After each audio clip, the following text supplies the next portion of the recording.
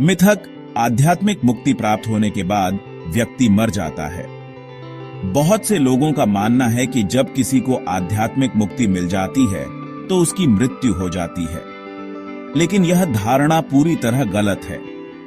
आध्यात्मिक मुक्ति का अर्थ होता है स्वयं को भीतर से शुद्ध करना।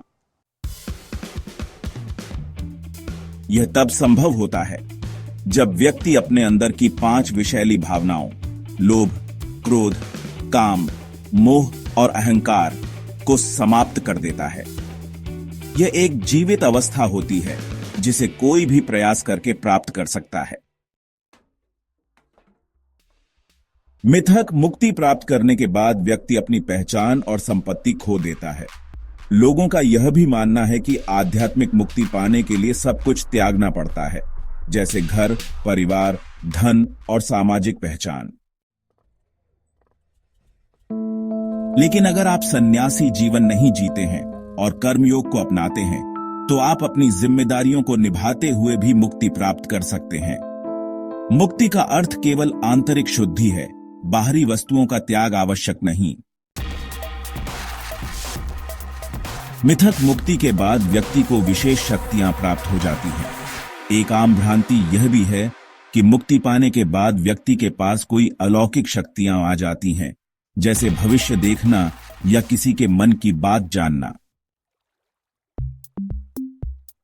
लेकिन सच्चाई यह है कि मुक्ति प्राप्त व्यक्ति केवल कर्म के सिद्धांत को गहराई से समझता है। वह जानता है कि अच्छे कर्म का फल अच्छा होता है और इसीलिए वह अच्छे कर्म करता है। वह अब भी एक सामान्य मानव होता है जिस पर कर्म का नियम समान रूप से लागू होता है। मिथक हर इंसान के पास अंतर्ज्ञान, टेलीपैथी जैसी शक्तियां होती हैं।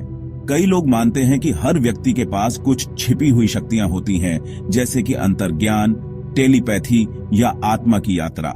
लेकिन यह सब गलतफहमी है।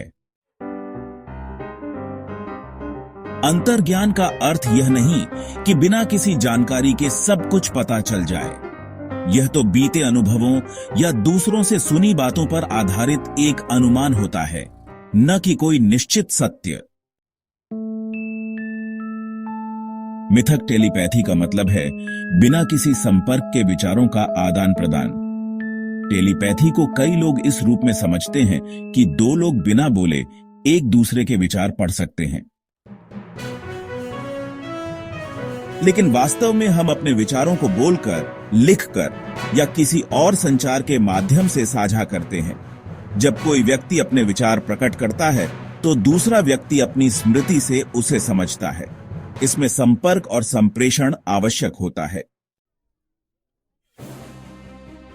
मिथक टेलीपोर्टेशन मतलब बिना शारीरिक गति के कहीं भी पहुंच जाना।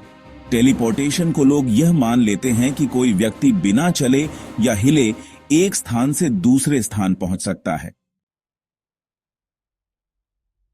लेकिन यह एक कल्पना है जो बोलचाल और विचारों के माध्यम से होती है। जब कोई किसी चीज की बात करता है या सोचता है तो हम उसे अपनी सोच में एक छवि के रूप में देख लेते हैं। यह कोई असली शारीरिक यात्रा नहीं होती। मिथक एस्ट्रल प्रोजेक्शन एक शारीरिक अनुभव होता है। कुछ लोग मानते हैं कि एस्ट्रल प्रोजेक्शन का मतलब है शरीर से बाहर जाकर दुनिया को देखना। लेकिन वास्तव में यह एक प्रकार की अनुभूति होती है जो ध्यान या योग की गहरी अवस्था में होती है। उस समय व्यक्ति की धारणा बदल जाती है। यह एक आंतरिक जागृति का अनुभव होता है जो हमें चीजों को एक नए दृष्टिकोण से देखने में मदद करता है, न कि कोई भौतिक यात्रा।